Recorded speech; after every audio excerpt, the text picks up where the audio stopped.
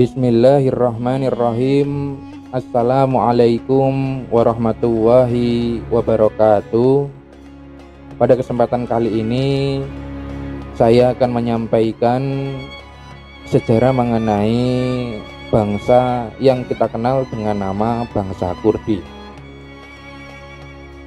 Nah, bangsa Kurdi ini merupakan salah satu bangsa yang tidak memiliki negara sendiri. Nah, tujuan saya menyampaikan sejarah ini adalah untuk menambah wawasan kita semua agar kita dapat mengetahui hal-hal yang berkaitan mengenai sejarah-sejarah di masa lalu hingga saat ini. Nah, langsung saja kita akan masuk ke dalam pembahasannya.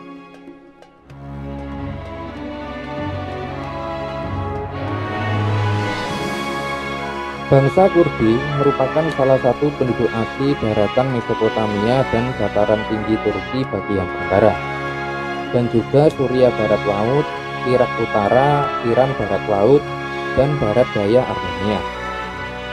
Mereka juga membentuk komunitas tersendiri yang disatukan melalui ras, budaya, dan bahasa, sekalipun mereka tak mempunyai dialek standar.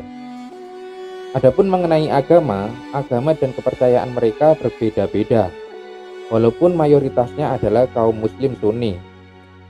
Nah, pada awal abad ke-20, orang Kurdi mulai mempertimbangkan membentuk negara yang disebut sebagai Kurdistan, yang berada di irisan antara negara Turki atau Kurdi Utara dan juga Iran, yang mereka kenal dengan nama Kurdi Timur, kemudian Irak, Kurdi Selatan, dan Suriah sebagai Kurdi Barat.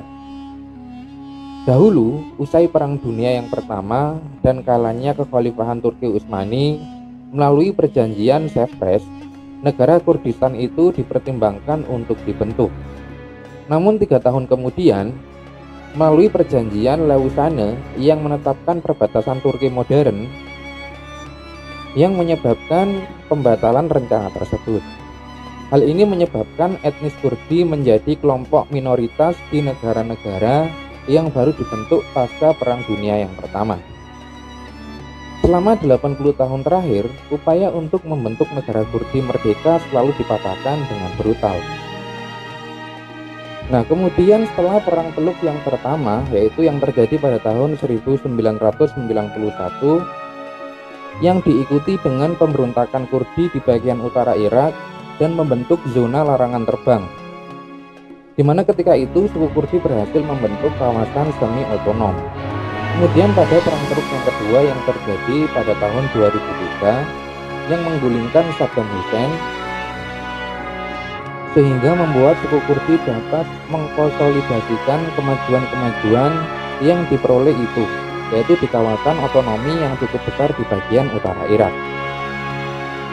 Nah, suku Kurdi ini digolongkan ke dalam rumpun Indo-Arya, yaitu suku bangsa yang masih satu keturunan dengan bangsa Aryan. Namun kemudian mereka berpindah dan bermigrasi ke wilayah Asia Tengah dan Iran.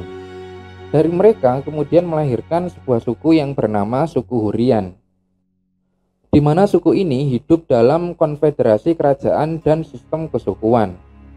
Suku bangsa Hurrian ini hidup berdampingan dengan suku Nairi, kemudian Unartea dan Medes. Ada juga yang mengatakan bahwasanya suku bangsa Medes merupakan nenek moyang bangsa Kurdi yang pergi ke wilayah Persia, yang sekarang merupakan Iran, antara tahun 614 dan 558 sebelum Masehi. Mereka kemudian mendiami wilayah tersebut dan hidup sebagai bangsa nomaden, di mana mereka mengembala ternak dari satu tempat ke tempat yang lainnya. Selain itu, mereka juga mengikuti pola musim, sehingga jika musim dingin datang, maka mereka akan pindah dengan membawa hewan ternak dan segala perabotan rumahnya menuju ke wilayah yang lebih hangat, utamanya pada kawasan Mesopotamia, yaitu daerah Sungai Efrat dan Sungai Tigris, yang lebih subur dan kaya akan sumber-sumber air. Nah, suku Kurdi juga dikenal sebagai suku yang sulit untuk ditaklukkan oleh kerajaan-kerajaan lainnya, di mana banyak bangsa yang mencoba untuk menguasai mereka, namun tidak berhasil sepenuhnya. Bahkan Kekaisaran Persia saja harus menemui hambatan yang sulit untuk dapat mengalahkan mereka. Hal ini juga didukung oleh kondisi wilayah mereka yang berbukit-bukit serta kemampuan mereka dan pasukan berkuda Kurdi yang luar biasa. Namun, tetap ada kerajaan-kerajaan yang berhasil mendominasi mereka seperti Sumeria, kemudian bangsa Akkadia, kemudian bangsa Parthia, dan bangsa Armenia. Nah, sejarah etnis Kurdi dapat dibagi menjadi 4 periode. Periode yang pertama disebut sebagai periode Halaf, yaitu antara tahun 5900 hingga tahun 5300 sebelum Masehi. Wilayah ini terletak di provinsi Al-Hasaka, yaitu di Suriah Utara. Periode ini ditandai dengan banyak ditemukannya keramik, gerabah, dan situs pemukiman kuno sejumlah 7 buah di daerah tersebut. Kemudian periode yang kedua dikenal sebagai periode Al-Ubaid, di mana wilayah ini terletak di daerah Ubaid yang berada di negara Irak Utara. Dijelaskan bahwasanya pada wilayah ini ditemukan berbagai macam tembikar, gerabah, berbagai alat-alat ukir, kemudian juga ada alat pahat yang ada di 2 gundukan tanah besar, yaitu di Hilawa dan Aliyawa. Selanjutnya adalah periode ketiga yang disebut sebagai periode Hurri, yaitu antara tahun 4000 hingga tahun 2000 sebelum Masehi. Hal ini ditandai dengan adanya peradaban Hurri di pegunungan Zargos dan Taurus Timur. Selain itu juga terdapat berbagai peradaban kerajaan kecil seperti Arabha, kemudian Melidi, dan juga ada peradaban Wasbuka dan Arata yang berada di wilayah itu. Nah, orang-orang Hurri memiliki struktur sosial, budaya, agama, ekonomi, simbol teknologi yang masih dapat dijumpai pada masyarakat Kurdi sekarang. Nah, bersamaan dengan itu, bangsa Hittite mulai menetap di wilayah Kurdistan pada sekitar tahun 2000 sebelum Masehi. Kemudian ada juga bangsa Indo-Arya yang melakukan migrasi besar-besaran ke Kurdistan pada tahun 727 sebelum Masehi. Sehingga ketika itu terjadilah asimilasi antara bangsa Indo-Arya dengan Hurri, sehingga melahirkan bangsa Medes yang beribukotakan di Ecbatana, yang masuk saat ini adalah wilayah Iran. Kemudian periode keempat disebut sebagai masa Semitik atau Turkifik. Pada masa ini, kerajaan Medes mulai melakukan interaksi dengan bangsa Arab setelah mereka berhasil mengalahkan Sasanid Persia pada abad ke-7 Masehi. Lalu pada tahun 1507 Masehi, Turki Saljuk di bawah pimpinan Sultan Tughrul Bek berhasil merebut wilayah Mosul dan Diyarbakir yang dihuni oleh orang-orang Kurdi.